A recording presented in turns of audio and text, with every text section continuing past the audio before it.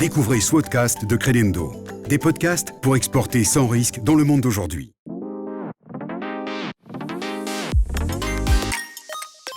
Il faut savoir que la pandémie Covid-19 a eu un impact important sur la plupart des secteurs économiques. Mais ce sont surtout sur les services et principalement, en particulier, les vacances, le tourisme ou l'hôtellerie qui ont été les plus impactés par cette crise. Sur les 8 premiers mois de cette année, l'arrivée de touristes internationaux a baissé d'environ 70% par rapport à la même période de l'année précédente.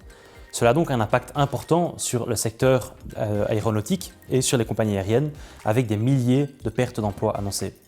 Il est clair que tant qu'aucun vaccin ou traitement médical efficace n'a été trouvé, il ne faudra pas s'attendre à une reprise de l'activité dans ces secteurs-là. Au niveau des matières premières, leurs prix ont fortement chuté durant les 4-5 premiers mois de cette année. Cependant, grâce à la reprise de l'activité en Chine, les prix des matières premières non énergétiques ont pu augmenter, voire même dépasser leur niveau d'avant-crise. Quant au pétrole, malgré les augmentations des prix sur les derniers mois, son prix reste encore bien en dessous de son niveau de 2019.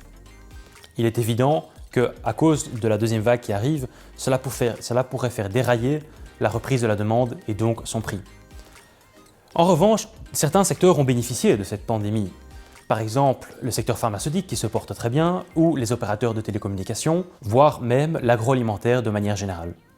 Cependant, il peut y avoir certains obstacles sur ces secteurs-là, par exemple la Chine qui a récemment mis des mesures en place afin de limiter les importations de viande venant de pays fortement touchés par le Covid-19. De nombreuses entreprises voient leur chiffre d'affaires fortement diminuer, tandis que leurs charges fixes restent. Mais surtout, cela provoque un effet domino sur toute la chaîne des fournisseurs. Par exemple, la demande de voitures neuves a fortement diminué. Alors cela impacte non seulement les constructeurs automobiles, mais aussi tous les sous-traitants qui interviennent dans la chaîne de production.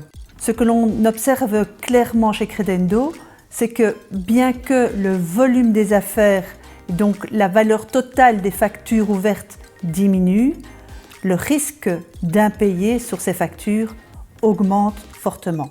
On voit ainsi que les entreprises ont de plus en plus de difficultés à joindre les deux bouts, à payer leurs factures. Par conséquent, même pour les entreprises en bonne santé, le risque de faillite en cascade n'est jamais très loin. Credendo aide les entreprises à visualiser les risques de leurs clients. Comment ? Nous analysons les informations les plus récentes sur ces clients et sur leur pays. Et ensuite, nous proposons des couvertures solides contre les possibles défauts de paiement. Alors, on connaît Credendo pour ses couvertures des transactions à moyen et long terme, mais Credendo offre également une couverture de l'ensemble de vos factures du commerce courant. On l'appelle la police globale, car elle englobe toutes les factures payables à 30 jours, 60 jours et même jusqu'à 180 jours. Avec une telle assurance, vous pouvez dormir tranquille. De cette manière, Credendo apporte une bouffée d'oxygène à ses propres assurés. En protégeant leurs affaires, en ces temps difficiles, cela leur permet de garder la tête hors de l'eau. Credendo, turning uncertainties into opportunities.